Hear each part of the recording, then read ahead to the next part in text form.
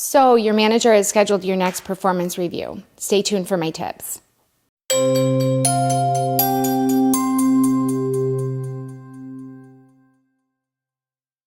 Hey folks, this is Kim. Welcome to livemorenow.net. Most people, nobody I know, loves receiving or giving performance reviews. As a manager, I don't love giving them, and as an employee, I don't love receiving them. But hopefully with these 6 tips, we'll be able to make it a valuable experience with the least amount of pain. Starting with tip number 1, show up prepared. It's really important that you spend some time before you review really thinking about your performance over the past year.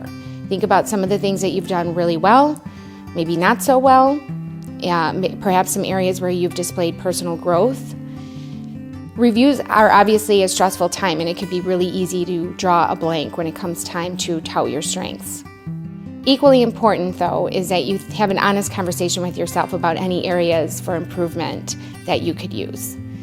If you know that you've been a disorganized mess over the past year, then chances are your boss knows too, and that will most likely come up during your review. Number 2, stay calm, stay professional, and listen intently. Now, when you show up for your appointment, make sure you have a pad of paper and a pen in hand, prepared to take notes, and hopefully engage in a two-way conversation. The more that there's some back and forth talking, that will help disarm any tension. Also, you need to be extremely mindful about your body language. Make sure that you're not sitting in a defensive posture with your arms crossed. Remember that 80% of your message is expressed through your tone of voice and body language. So sometimes the way you say something can be more important than the words that are coming out of your mouth. Let's take, for example, the words, "I'll think about that." If my boss tells me about an area where I might be able to improve, and I say, I'll think about that, and I'm nodding, I'm smiling, I seem open, that's a great response. But if you say something like, "I'll think about that," obviously that doesn't sound insincere, and it certainly seems like you don't care. It's a rather obvious example, but I'm sure there's often many more subtle examples where you might unintentionally be conveying the wrong message. So just keep that in mind as you move through your conversation.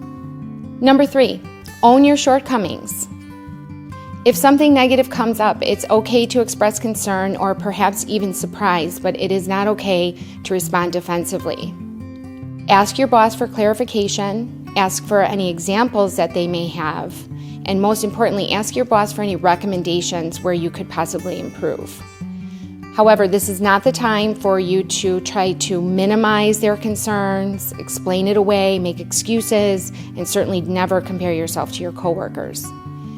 If your boss tells you perhaps that you often show up past your start time, you're often running late, this is not the time for you to say something like, "Well, what's the big deal? I get my work done anyway," or "Hey, John's always late." Those are just no's. Again, you need to own your shortcomings. However, if you have extenuating circumstances that maybe your boss is not aware of, let's use the example again of running late regularly. Maybe you have to drop your child off at school and every day you're in a rush to get to work on time. Maybe if you talk to your boss about that, see if there's an opportunity to start a little later and work a little later. I know as a manager, I would be more willing to work with an employee in that situation who clearly is looking for a way to resolve this situation. Obviously, sometimes that's not possible. The rules are the rules. But again, an open conversation to try to resolve the situation is ideal. Now, if you are prepared for whatever negative feedback your boss gave you based on the preparation I recommended, ideally your response would be something like, "I know that I haven't been very organized over the past year, and I've been giving that a lot of thought lately. As a result, I've decided that over the next year, these are the things I'm going to do so that I can improve." Though that type of response is ideal. I know that that's a lot to ask, especially if you're caught off guard, but if you can, try to come up with examples for ways that you've already spotted this problem and you're already working on a solution. Number 4, establish a plan for the upcoming year. Especially if there's been any negative feedback, it's really important that you and your boss fully understand, you're really clear on what success looks like. So make sure that we've established some goals so that you don't have any unpleasant surprises in next year's review. Number 5, use this opportunity to express your career goals. Again, this requires some preparation, but think about some of the things that you might like to do 1, 3, or 5 years down the road. You don't have to be super precise either. You don't have to say, hey, I want that senior project management position over there in 3 years. If you say something like, I really enjoy face-to-face time with our customers, so if you see any opportunities for me to get more involved in that, I would love that. Maybe your strength lies in training and you enjoy bringing some of the new employees up to speed. So what if your company doesn't have an official training position? If you can get involved in training new employees, this will help you build your resume and certainly help build an argument for more money. Furthermore, managers usually love to hear that their employees want to learn, grow, and take on more responsibility.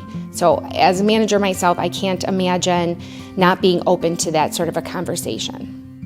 Finally, use the additional comment section at the end to your advantage. Most reviews allow employees to provide some feedback. They may ask questions such as, how can your manager or the company help you reach your goals? Or perhaps simply an area where you can add your comments. Now, keep in mind that this review is going in your employee file, usually maintained by HR, so it is important to get things on the record. It's important that you clarify your perspective, especially if you've received a disappointing review. However, this is not the time for you to tell the world how much you hate your boss, or how much you don't like your coworkers, or you think the company sucks. Make sure that all of your comments stay positive and as professional as possible.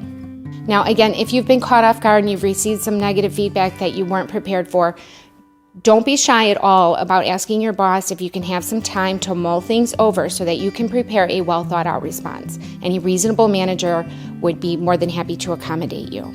So those are my 6 tips, folks. I hope you find those helpful. In closing, please keep in mind that chances are, if you're stressed out and nervous, your boss is probably also a little stressed out and nervous. So try to go into it thinking of this as a two-way conversation, and you're going to work as a team to get through it. And that should help you, hopefully help your career go a long way. So thanks so much for visiting livemorenow.net.